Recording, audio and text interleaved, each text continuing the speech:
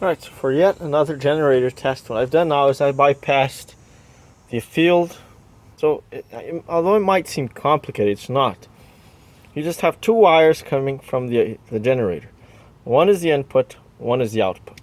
So the input, as we established, has to be, it's just a ground, a variable ground.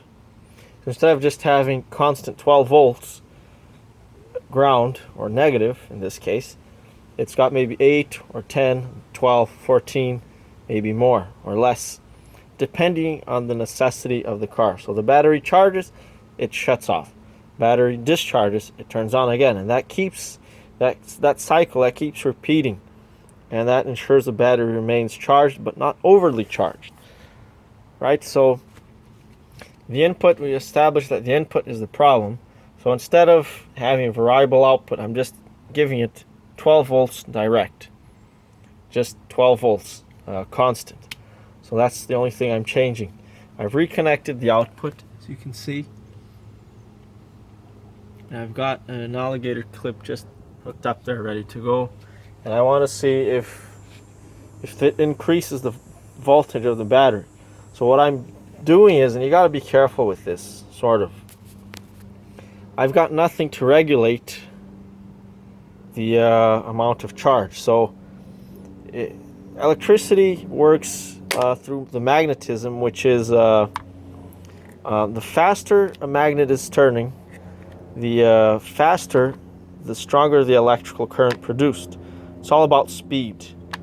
So if the engine is spinning really fast, then if the engine is spinning really fast, then electricity is being produced. There is more voltage, okay? So that's why when I'm doing this test, I cannot hit the accelerator pedal. I'm going to produce too high of a voltage, and it might damage various electrical components, ignition coil, generator itself, not really, but battery, it's not good for the battery. I don't have any lights on, so could possibly damage the distributor, spark plug wires, spark plugs themselves. So we want to keep this low. At idle, from my previous test, I showed you that it produces 18 volts. So that's not too bad. It's not really good, but it's not too bad.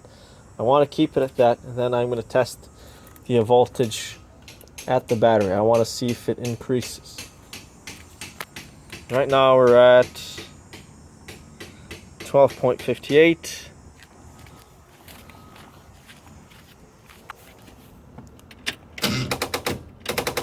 And the battery's dead. So I have to repeat this test in the next video.